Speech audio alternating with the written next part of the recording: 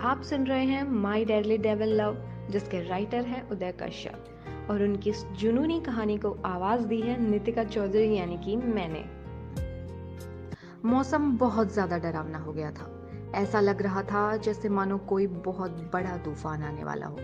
मौसम के इस बदले रूप को देखते हुए गोवा में रेड अलर्ट जारी कर दिया गया था, जिस कारण से आर्या का अवार्ड फंक्शन भी रद्द हो गया था। लेकिन आर्या को तो इस सबसे कोई फर्क ही नहीं पड़ रहा था, जैसे मानो वो इस फंक्शन के लिए तैयार ही ना हो।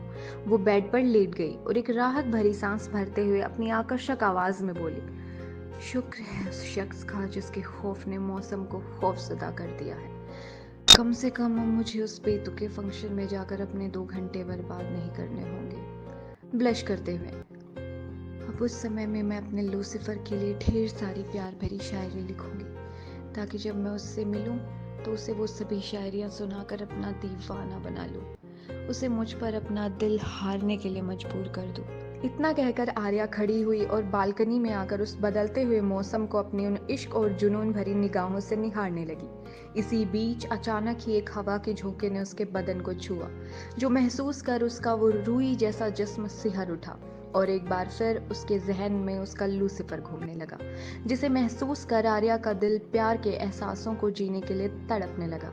उसने अपनी बाहें फैला दी और हवा के साथ बह रहे लूसीफर की मौजूदगी के एहसासों को महसूस कर अपनी जुनून भरी आवाज में बोली, जिसके प्यार के नगमे ये हवा भी गा रही है, ये कायनात भी जिसके इश्क में बर्बाद होती जा रही है, उसी जुनून के बादशाह को अपने दिल में बसाया है, हर तरह से उसका होने का ख्वाब इन आंखों में सजाया है। इश्क, जुनून और सनक की दास्तान में हमें खुद को भी एक खिताब दिलाना है, एक बेदिल को हमें भी इश्क करना सिखाना है। इतना कहकर आर्या वहां पड़े सोफे पर एक बेजान सी लाश बनकर बैठ गई और आंखें बंद कर बेहिसाब तड़प और जुनून लिए बार बार लूसीफर का नाम लेने लगी। आर्या की ऐसी हालत सबूत थी उस पर किस कदर लूसीफर का नशा चढ़ा हुआ है। एक ओर जहां आर्या लूसीफर के इश्क के लिए तड़प रही थी, तो वहीं दूसरी ओर उसका लूसीफर खून और बेरहमी का खेल खेलने के लिए सामने से आते अपने शिकार को देख अधिराज का चेहरा एक ही बार में बेरहमी और हैवानियत की कई एहसासों में भर गया। उसने बड़े ही अजीब तरीके से अपने सिर के पीछे हाथ फेरा और फिर जेब में हाथ डालकर पूरे रोब से आहिर की ओर बढ़ने लगा। इसी बीच अचानक ही आसमान से जोरदार बारिश शुरू हो गई, जो देख अधिराज की आंखों में मौजूद बेरहमी का नशा और ज्यादा गहरा हो गया। वहीं जब आहिर की नजर अपनी ओर बढ़ते मौत के उस सौदागर पर पड़ी, वैसे ही उसके आगे बढ़ते कदम खौफ और दहशत से वहीं ठहर गए। देखते ही देखते उसकी आंखें दहशत से बड़ी हो गई और उसका पूरा जिस्म थर थर कांपने लगा। इस समय जो मंजर उसके सामने था वो वाकई बेहद डरावना था। बारिश में भीगा वो शैतान, जिसके कपड़े उसके लंबे चौड़े शरीर से बिल्कुल चिपक गए थे, बेहद खौफनाक लग रहा था। उसकी आंखों में गुस्सा और नफरत साफ झलक रही थी, जिसे देखते ही आहिर के कदम पीछे की ओर बढ़ने लगे। तभी वो किसी चीज से टकरा गया और जैसे ही उसने पीछे मुड़कर देखा, वैसे ही उसकी आंखों का खौफ और ज्यादा बढ़ गया।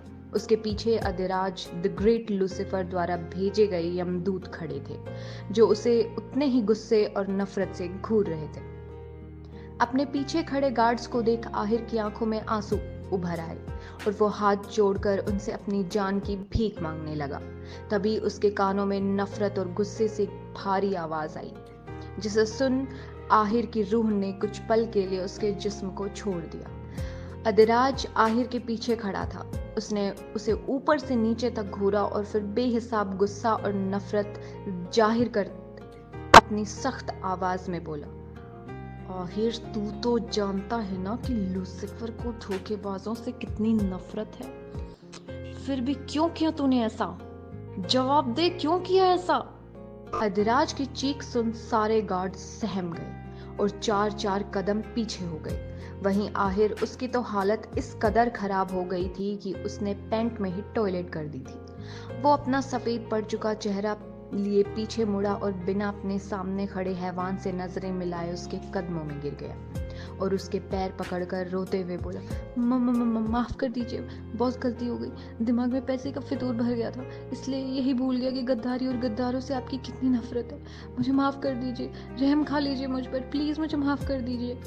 आहिर उसके पैरों में पड़कर रो रहा था। वहीं उसके मुंह से निकला ये रहम शब्द सुन अदराज जोर जोर से शैतानी हंसी हंसने लगा।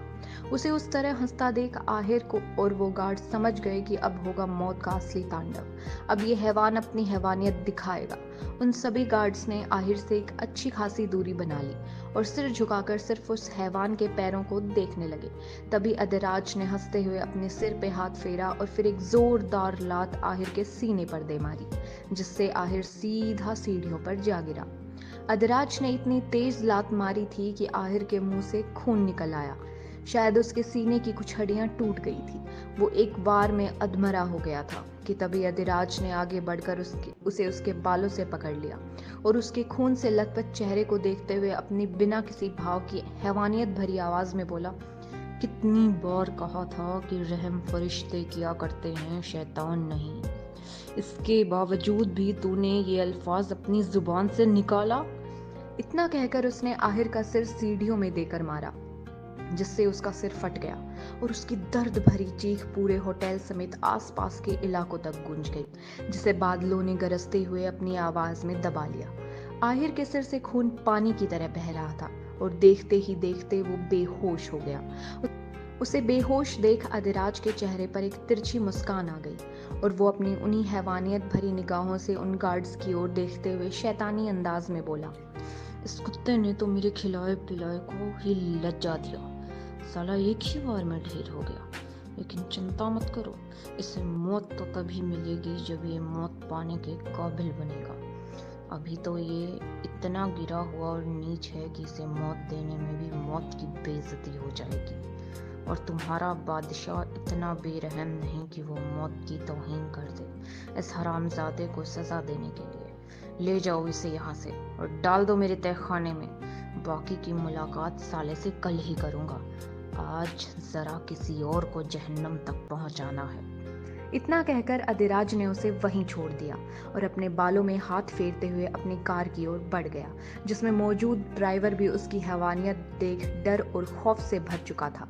अदिराज के वहां से जाते ही गार्ड्स आहिर के पास आए और जैसे ही उसे उठाने लगे वैसे ही उनके कानों में अदिराज की आवाज आई, जो उनकी ओर देखे बिना अपनी सख्त आवाज में चीखते हुए बोला, हराम चौदो, तुम्हारा बाप नहीं है वो जो उसे इतनी इज्जत से ला रहे हो। साले को घसीटते हुए ले जाओ मेरे जहन्नुम में।